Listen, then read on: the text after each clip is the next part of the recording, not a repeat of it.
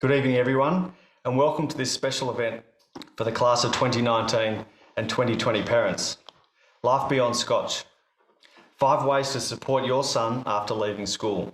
My name is Scott Montgomery, Executive Director of the Old Scotch Collegians Association, known as OSCA.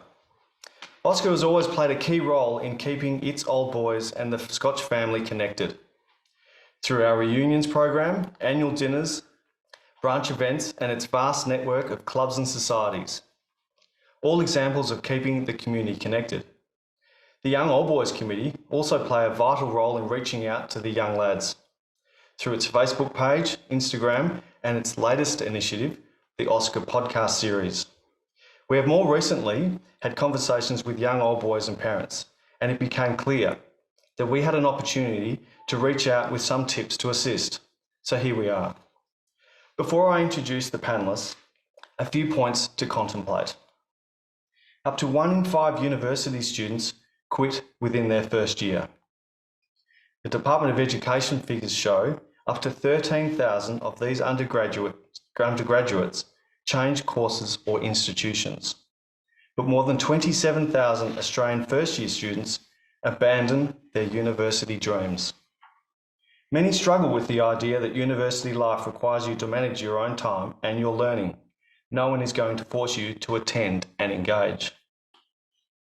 Feedback from our young old boys suggests that it's common for our boys to feel out of their comfort zone in their first or second year after they leave school.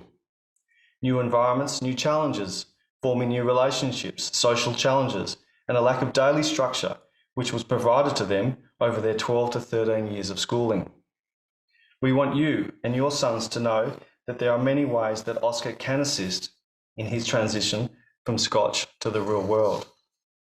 To assist me with the discussion, we have with us tonight Nick Clark, the Scotch College Psychologist, and Nick is here as OSCA's guest. Welcome, Nick. Thanks, Scotty. And James Lamont, Jum as he is known, is an old boy from the class of 2006 and has started a company called Jumpstart Communications.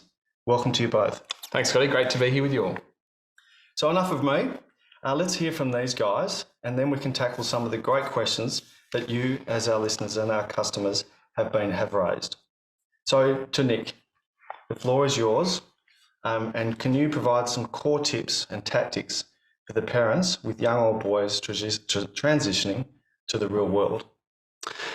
Thanks, Scotty. Yeah, hopefully I can. And the first thing I wanted to say was to thank you for having me. I think this is a terrific initiative from OSCA, and it is a really important time. I think like prep, beginning school and year 7, this is one of those really sort of key moments in life, transitioning from high school to sort of life beyond school. So the 3 sort of things that I reflected on thinking about tonight that I want to talk about briefly now were ways that you can kind of try and foster your relationship with your son, ways that you can continue to facilitate his growth, and then briefly talk about what to do if you have sort of quite serious concerns about his mental health. So with respect to the first one, I'm no expert on parenting young men, so I don't mean to be sitting here telling you what to do and what not to do. But I would like you to reflect on this sort of 18+ year relationship that you have had with him, and perhaps while I talk, sort of reflect, as I say, on this relationship, because the relationship you have with your son is the very medium through which you can support him, guide him, challenge him, things like that. And the biggest barrier that I see in the relationship between parents and their children, and it is a unique relationship, because it's still a parent-child relationship, even though they're not children, is when the parents' worries and anxieties sort of creep into that relationship. And it's very difficult to contain your worry as a parent, because we do worry, especially when they've finished school and they're out there. We don't know sort of where they are, what they're doing, who they're with. There's cars, there's drugs and alcohol. There's all sorts of things to worry about. And worrying about your son is very normal. I think the difficulty is when, as I say, that worry comes into the relationship, and we can be experienced by the son as over-controlling. Where are you going? Who are you with? Why are you with that person? All of these things which are our worries, and we're bringing our worry into your son's life, and he experiences these as you just being overbearing and not understanding sort of where he's at. And of course, he won't understand our worries until he's a parent himself. And so I think we really need to find ways to contain our worries and not let them impact on the relationship with your son. And by all means, worry. I worry about my children and what the future holds for them and whether or not they'll cope and all of these things. That's very normal. And do talk to your partner or your friends or other people about these worries. But be aware that your son doesn't understand them and that they're a barrier to communication. And if you bring your worries into your relationship with your son, he'll shut down communication with you. And that's the last thing that we want. So that was my first sort of way, is to try to contain our worries from sort of affecting your relationship with your son. The second thing I wanted to talk about was that, it's a similar sort of topic, I suppose, but the time for protecting your son is over. Those days of structured class times and sports training after school, he is out there in the real world. But that's the time. It's the right time for him. And this is how he'll grow. He needs to be out there sort of experiencing things and sort of exposed to, I'm sort of not explaining this very well, but ultimately he needs to be out there getting involved in things and all the things that OSCA has to offer, the clubs, the societies, football. These are great ways to be out in the real world, participating in things. And so I think where possible, be helpful. If you can help him get a job or get involved in sport as a coach or an umpire or playing, or tickets to the movies, music concerts, any way that you can help your son sort of get out there in the real world. I mean, exposure ultimately is the only way that he will grow. And my third sort of idea that I had for supporting your son was that if you do have concerns about what he's up to in terms of using or overusing, abusing drugs or alcohol, it's easier to talk to your son about his friends and what are your mates up to and stuff, because in all likelihood, he's doing the same thing as them. And so by talking to him about what his mates are doing, you're actually finding out what he's doing in terms of his substance use. And then you can also talk to him about, is he worried about his friends and what are some possible sort of negative outcomes for his mates if they're drinking that much, for example. And again, in the same way, you're not directly talking to him about his drinking, but by talking about the risks that his mates are exposing themselves to, you're also talking to him about the risks that he's exposing himself to. And if you feel like there is room for, or that he would benefit from support, I think the GP, having a general practitioner, and Scotty, we spoke about this before we started this, is a really good resource in the community for your son to have. So if you don't have a family GP or your son doesn't have one for himself, maybe try and again sort of facilitate that. Often on the medical centre's website that has pictures of their doctors, and your son can go, oh yeah, this doctor looks okay. Because ultimately, if they're going to meet with a GP to talk about things, they're in pretty safe hands. So I think, Scotty, and I know that we've got questions at the end too, but they were the three things that came to my mind. Three terrific points there, Nick. And we'll come back to structure and some of those things that OSCA can provide a bit later, because they certainly came through in the questions. So we'll come back to that as well. So Jum, I'd like to start where you started with that name, but we won't. We don't have time. So, Jum, could you talk to us about some tips that you like to assist the audience with some tactics, employability skills, and developing themselves into the real world? Yeah, thanks, Scotty. And again, I'll just reiterate what Nick said. It's a great initiative that you've put on here, and thanks to Carolyn, yourself, and Mark Tolson as well for all the hard work you've been doing to do this. But I actually shared a quote with Nick last week, I think, and I think it was sort of a good quote to start with. And it says, we ask 18-year-olds to make huge decisions about their career and their financial future when only a few months ago they were asking to go to the toilet. So it's a big change. It's a massive transition for them as they sort of embark on this time in their life. And there's a few more tips and tricks that I'll speak about and build on what Nick has said as well, and we'll answer some of those questions that have come through. But I think we just need to understand the new world that sort of our young people are living in now. It's a new digital world. The phone is now an extension of the hand. It's now possible to live entirely in a virtual world for our young people by the time they might game all day, chat in chat rooms, get their food delivered to their door. So the world around us has changed. And digital technology has brought with it unprecedented opportunity right around the world, but it's having a really significant impact on the skill development of young people. So there's no doubt that this internet and digital revolution have reshaped the way we live, but it's also transformed the most fundamental aspect of human behaviour, which is our ability to communicate with each other. So we need to start to look at how we can equip our young people with the ability to express themselves, and that's just authentically as well, making sure they're being authentic to themselves, because this will dramatically transform their career prospects and, of course, be extremely beneficial to their well-being. So a couple of tips that I think that we should touch on, and the first tip I have to share is some of those key skills that need to be developed that I know employers are looking for.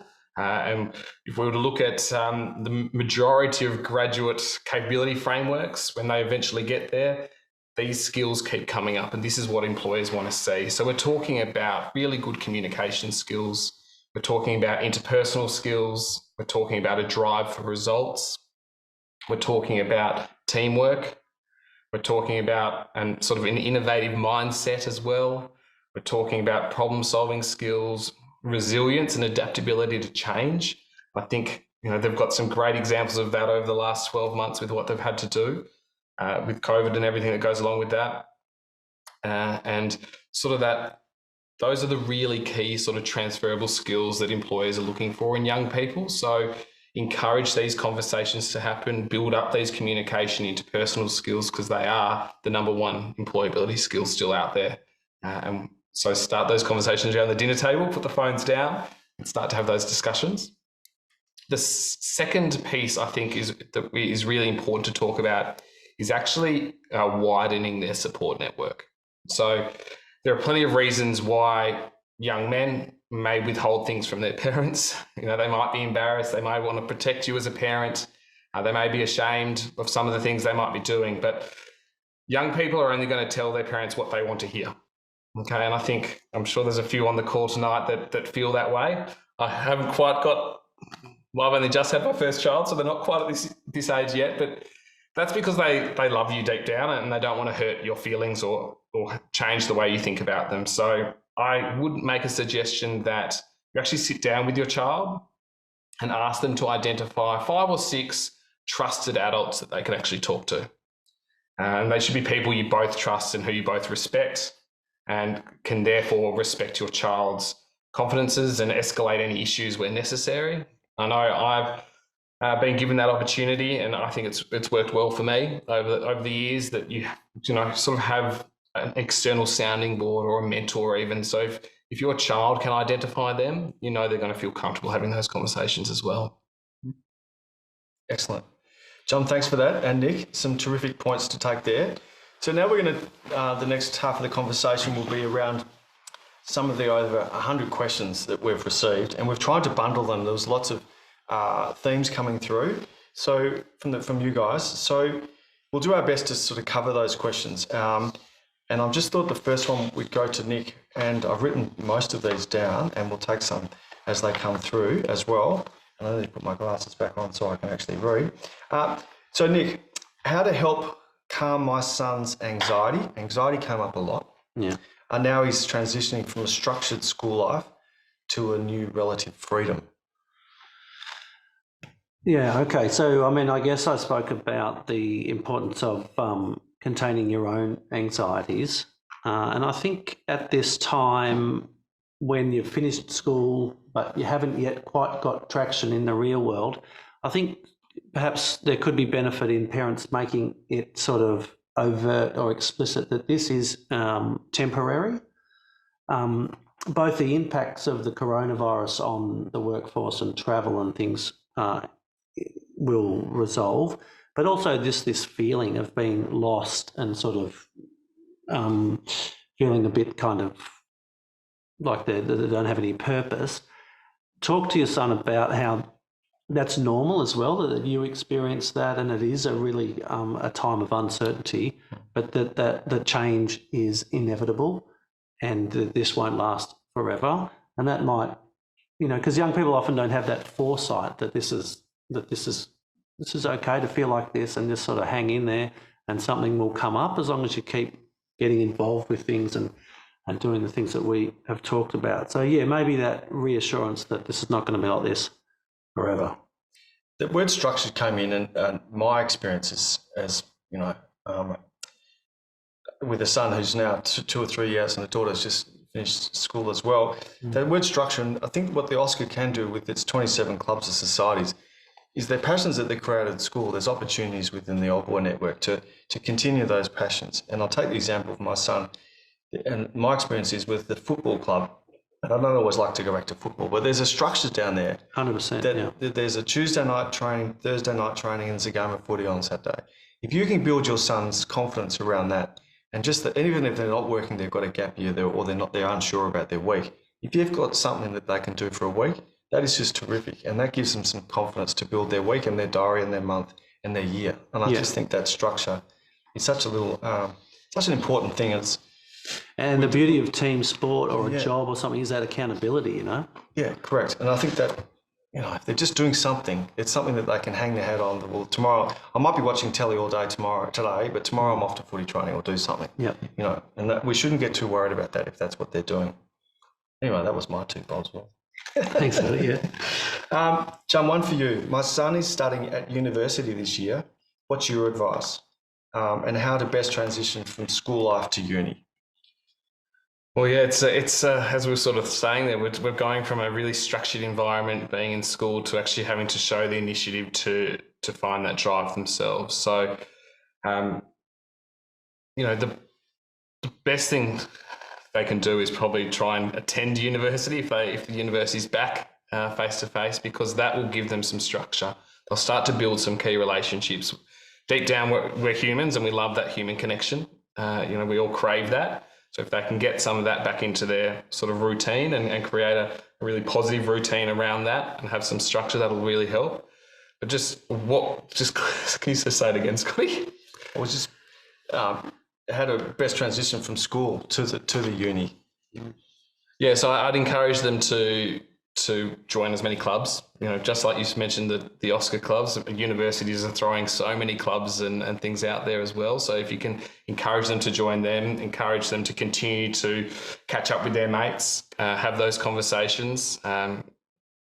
Again, that transition period is going to be difficult, and it's going to be different for every single person. So if they can find someone that they can have these conversations with around maybe what some of their challenges are, what some of their anxieties are, that's going to help them as well. But encourage them to get involved.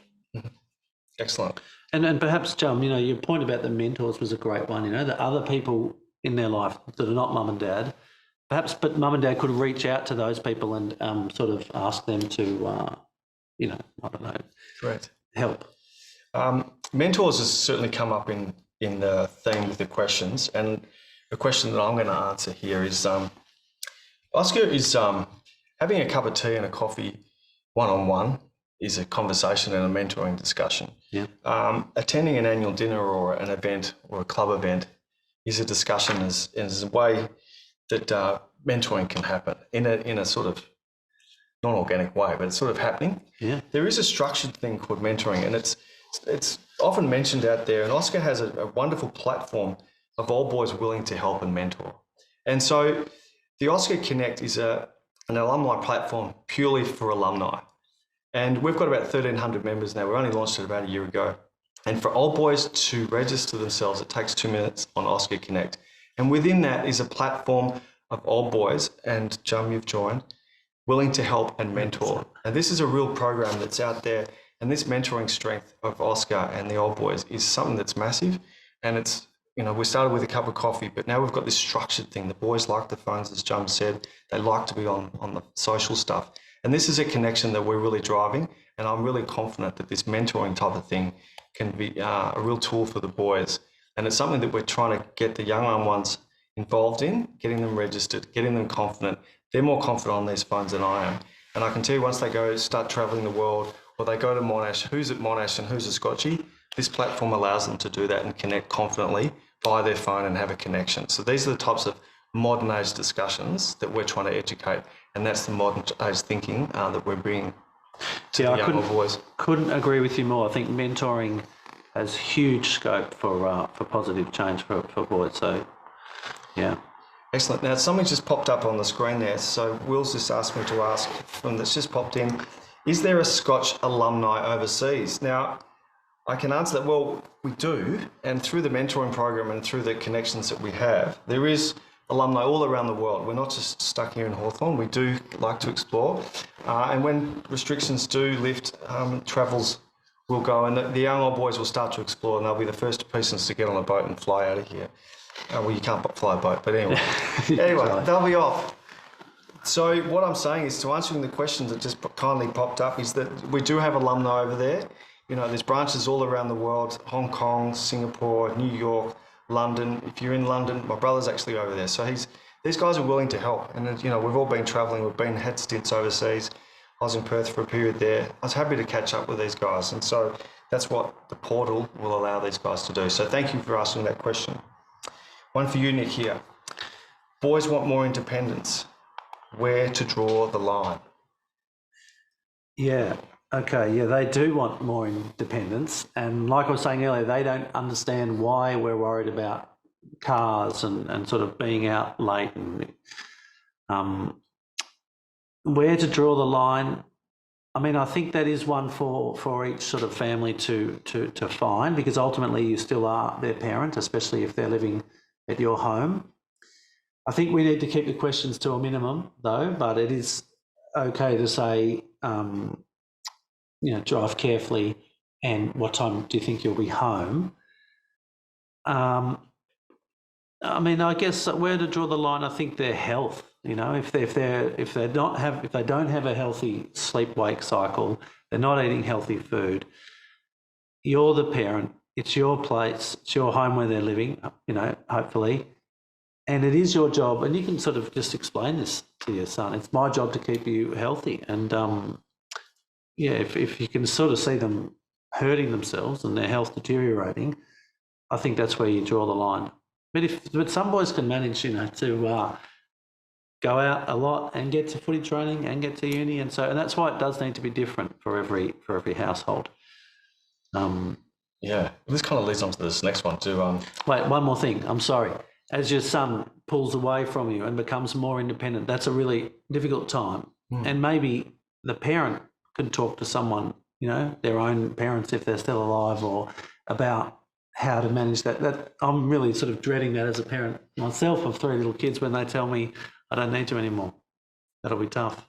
No, well, I'll come. Next, here's another one for you. How do parents navigate in our son's adult world, and a new chapter for everyone to get used to where he seems to be disengaged and he stays in his room? That kind of came through a little bit. That did. It did a bit. And, particularly with COVID. Yeah. And boys just being, and girls, this is not just for the boys as well. There's daughters out there as well. But yeah, and I don't want to dampen the mood too much, but social withdrawal like that and staying in your room is a serious concern. And like you said, those soft skills of being able to communicate and have good interpersonal skills are paramount, forget the ATAR. It's about these interpersonal skills. And so if your son is withdrawing, he's not leaving his room or he's not catching up with his friends, that really is has the potential to be a warning sign for sort of perhaps you're headed for a journey of great difficulty. And I would encourage you then to go to the GP and sort of get some advice about how to, you've got to get your son out of his room. Reach out to the parents talk to each other, you know, so your son's friends' parents. And maybe we were saying before, like, can you ask your son to invite my son out to come to footy training, or you've got to get him out of his room. Yeah, I couldn't agree more. John, one for you. It's around online studying versus campus online, going to campus.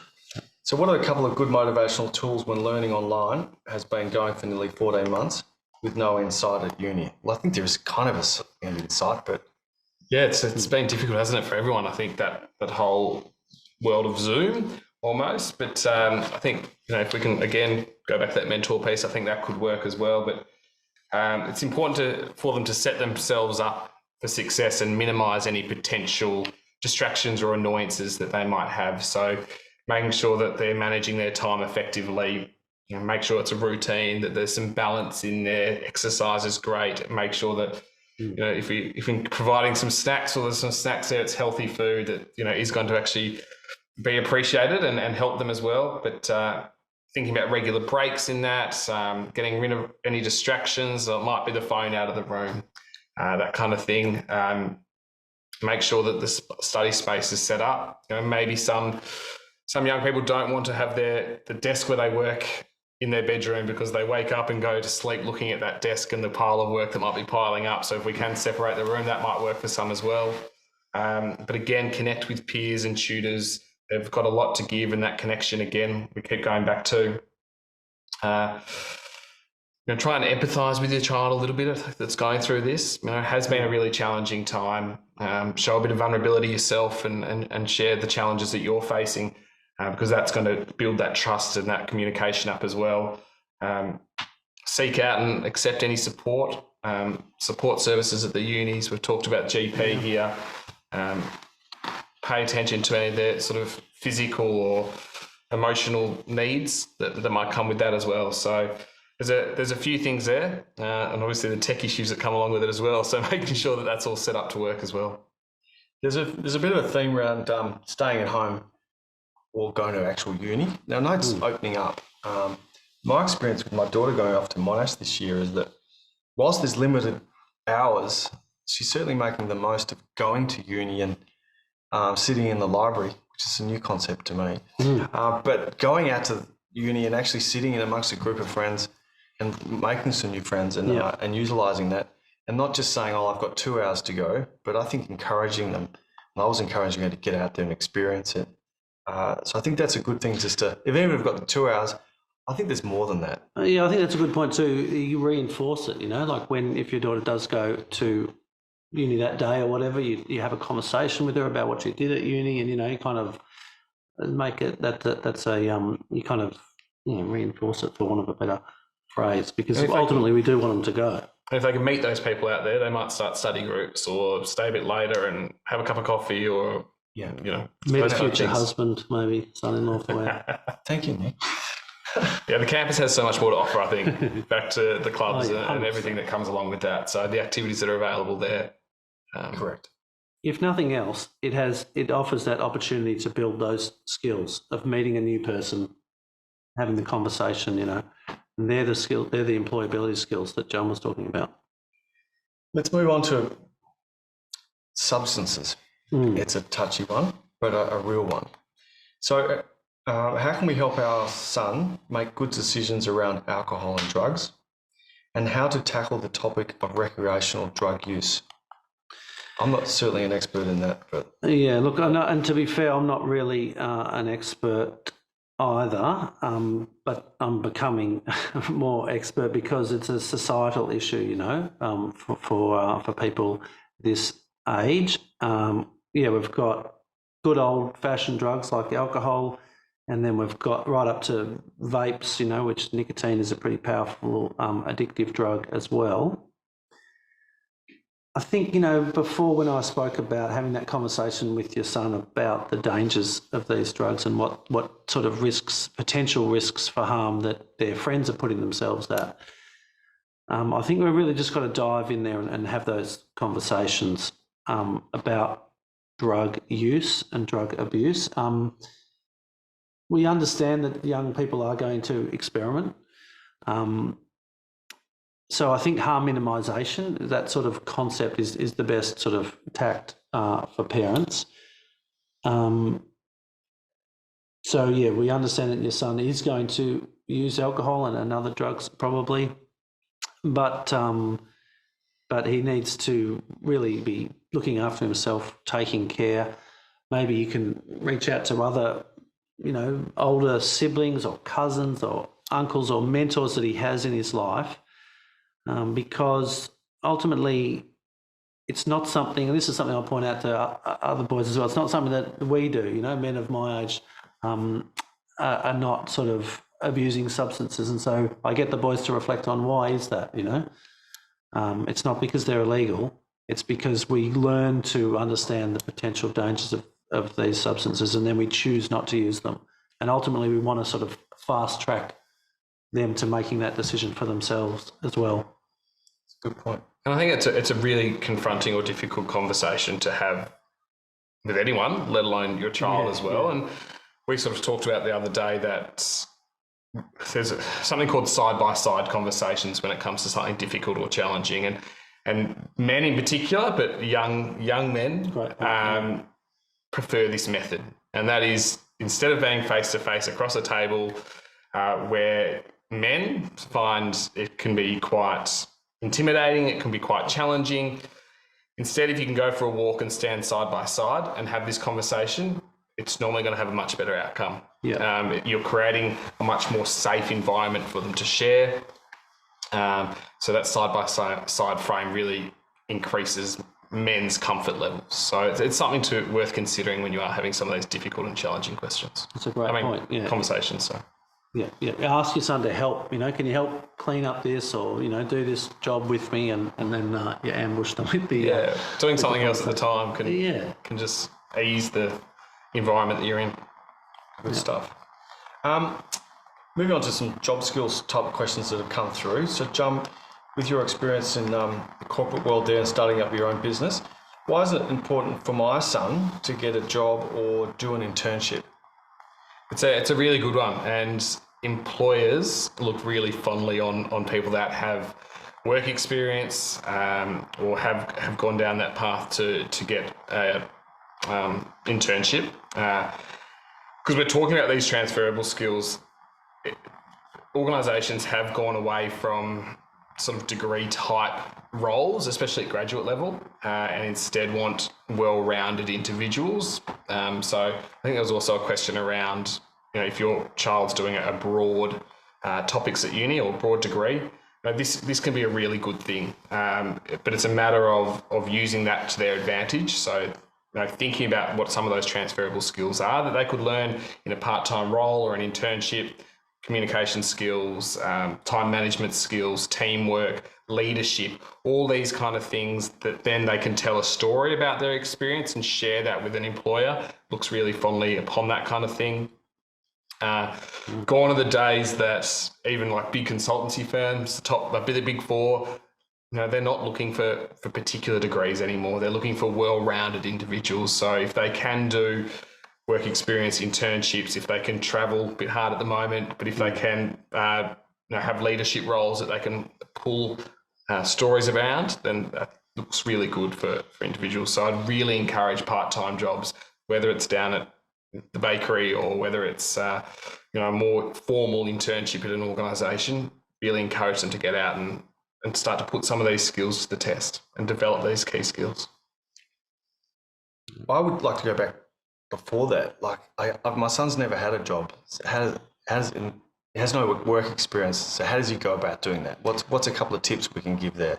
I mean, apart from using your initiative and just getting out there first job's and having a crack. Difficult one. But it's a bit confronting going into some stranger and I can't pour a coffee, but I'd like to learn. Or I'd like to pour a beer. I've got no idea how to do it. So again, pulling on your network as much as you possibly can. You talked about OSCA. That might be a path as well, but think about your family, friends, or your mates that might be able to help give them a leg up. Is really important. But finding out what they're really passionate about, what drives them and motivates them, I think will be really important when it comes to choosing what university degree they want to do, what kind of work they want to do in the future, what their career pathway might look like, because a career is a really, really long time. And I know I've personally been in a career that I wasn't enjoying. And I think that was exactly it. Go away and reflect on it and say, well, what are you motivated by? What are you driven by? And if you can start to find that, then it's going to be a lot easier to maybe discover what part-time job they want. But they've just got to get the confidence to put themselves out there as well. Okay. So we're coming to the end a little bit here, but this was sort of came out and it was mates helping mates type stuff. And how does my son support his friends who find it hard or are finding it hard at uni or struggling through a bit, having a rough patch when he's enjoying life? So how do we foster that connection between someone who's having a good time and encourage them to help others, I suppose? It's a tough one, isn't it? But hopefully they've built the trust within their friendship circle or the group to again have that conversation. But do you think it's a boy thing? It is absolutely a male thing. I think having difficult conversations, avoiding confrontation. Yeah, it's not our forte. But I love that idea. How do we kind of break that mold?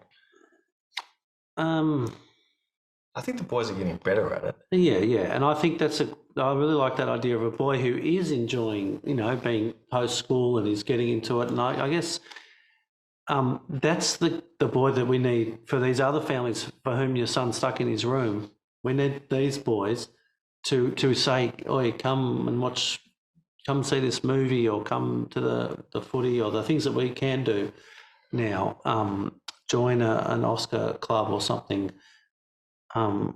That's it's a powerful thing to show some vulnerability as well. So if they can show vulnerability to their mates, it's a massive thing, and suddenly barriers are broken, and their mates might want to start talking about it as well. So if they can start to do some of that, it's a good place to start, I think. Fantastic. That was all the questions I had, lads, with this one. So I'd just like to wrap up and thank everyone for driving this initiative. I think it's been a terrific conversation to be had. And I think there's more to be done here from OSCA's point of view, and certainly from my perspective. I've started up the Young Alumni group over the last 3 or 4 years now, and we've got a terrific network of young alumni. Lockie Strathmore was supposed to be here tonight, but had to pull out with a work commitment. His group of young alumni are really engaging and they're willing to help. I'm in my 50s. These guys are younger than me, but there's certainly young ones out there willing to help. And through the OSCA Connect and the platform, through those social media platforms, there's really some terrific things to do. One of the great things that we've just launched, and I've been so glad I've got involved, is, and it started with my walk through COVID, listening to podcasts. And I was thinking, how can I use these podcasts and engage with the young alumni? So that's a new initiative that we've done. It's available through the website. We've had some terrific, engaging conversations with the young old boys. Jack Billings, just to name one. He's a footballer, but there's some other great stories out there that I'd encourage you to have a listen to. So thanks again, lads, for coming on board. I know the school's delighted that we're doing this. I know the OSCA Council is delighted that we're doing this as well. And I look forward to some more conversations in this space. So from my end, thanks again for coming. Pleasure. And we'd like to conclude that there will be some resources are made available about these conversations and answers that we've provided tonight. Certainly some resources. And I know, John, you've... Yeah, as we spoke about earlier, Scott, I think we sort of touched on it there a little bit around those motivators and drivers, but I'm going to provide a bit of an activity that you can do with your son. Sit down with them, understand what drives, motivates them, link this back to their university courses, part-time jobs, maybe what their extracurricular activities are, and of course those future career prospects as well. So I'll provide that. It'll go up on the OSCA link, I think. And if we can start to understand what motivates and your son and what they're passionate about, then it's going to go a long way. Terrific. Thanks again. So just to conclude, thanks again for your participation. Thanks for driving us to do this. And we'd love to do some more. There will be a survey email. An email will come out in the next couple of days, encouraging you to just give us some feedback, some honest feedback, how we can improve this, whether it's worthwhile, etc., etc. So thanks again. Do take care, and I'll see you out there. Cheers.